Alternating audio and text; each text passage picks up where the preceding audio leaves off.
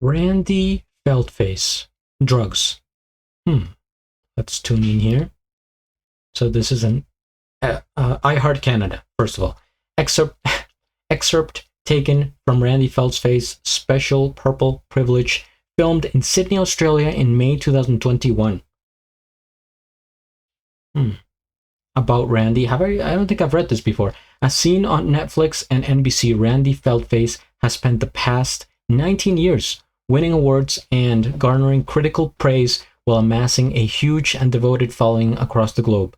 Randy has written and performed a dozen solo stand-up comedy shows, released 7 comedy specials, played to sold-out crowds around the world, and been nominated for Best Comedy at the Edinburgh Fringe Festival. He made his US television debut on NBC's Bring the Funny, and his comedy specials have become pirated YouTube sensations. Okay. All right, let's take a look. Drugs. All right. Drugs! Drugs! I don't do drugs. My privileged opinion of drug use is that productivity is more important than escapism. And also, I'm wired in such a way that if I even so much as look at a drug, I will be doing speed off a strip club toilet seat within 2 to 3 hours. So my opinion is, I should not do drugs. But then I went to Canada. Anytime you walk down the street in any Canadian city, you're constantly getting crop dusted with clouds of delicious smelling marijuana smoke because weed is legal there. So people walk around punching blunts like they're at a fucking folk festival. I was in Quebec City for 2 days and I started following pot smokers down the street like a cartoon character floating towards a pie on a windowsill.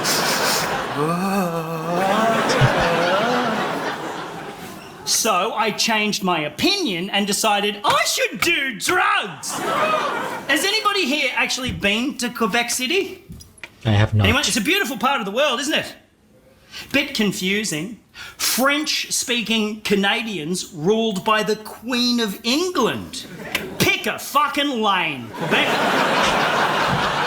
But I was doing shows there and I was like, I'm not going to seek drugs out, but if somebody offers me drugs, I'll definitely take them. And sure enough, after a show one night, I was approached by some youths. Some youths approached me. They offered me a brownie. Now, they're very fond of edible drugs in that part of the world. The pot brownie and the hash cookie and the weed cake and the wacky tobacco toasted sangy. And these youths offered me a brownie the size of a fucking John Grisham novel. So I said, yes! Thank you, youths! And I took it back to my hotel room and I put on some comfortable trousers, put a bit of King Gizzard and the Lizard Wizard on Spotify. And I haven't done drugs for about 9 years at this point, so I didn't want to go too hard. So I just broke off a tiny corner of this massive brownie and just had a little yum, yum, yum, yum. Just a little shnummity shnum shum shum. Tiny little. Because I didn't want to go too hard. No side effects. But then, after like 10 minutes, nothing happened. So I ate the whole thing. Nah. Really fast.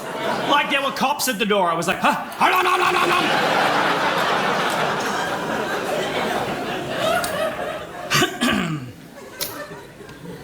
And then I Googled how long it normally takes for a pot brownie to kick in. Does anybody want to share with the class how long it normally takes for a pot brownie to I'm going to guess 45 minutes. kick in? Does anybody know? About an hour. Yeah, about an hour. I was like, oh, I'm going to die in this hotel room. I started getting my affairs in order, cancelled my subscriptions to Yoga Glow and Chatterbait, started putting a PowerPoint presentation together for my own funeral service. And then, after like 75 minutes, I realised it was just a fucking brownie. Like just a regular old drug-free chocolate brownie, lovingly prepared by the youths of Canada.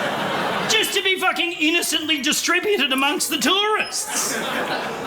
So now, my opinion is Canadians are fucking idiots.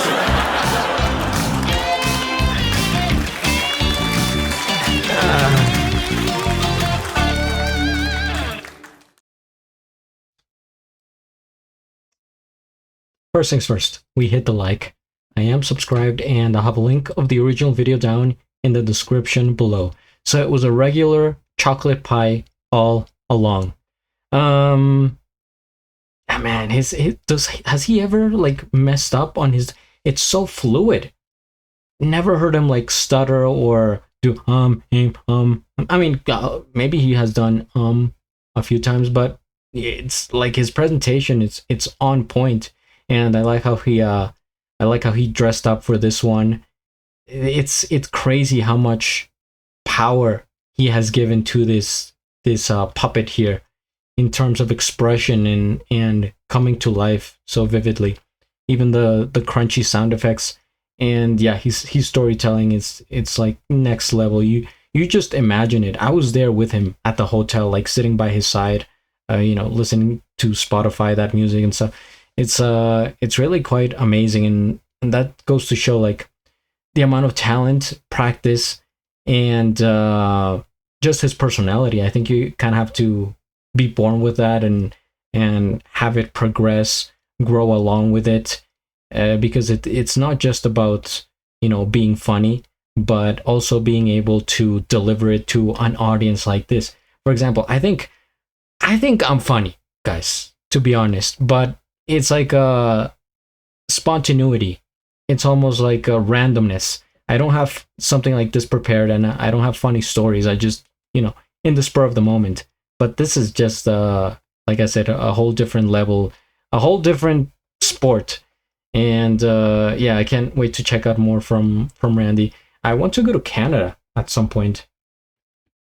I think it's a really, I mean, from what I understand, it's like a nice version of the US, and maybe people would get mistaken for dummies in that aspect. It's like, oh, you're Canadian, you're a little bit, but as far as drugs go, I don't do drugs.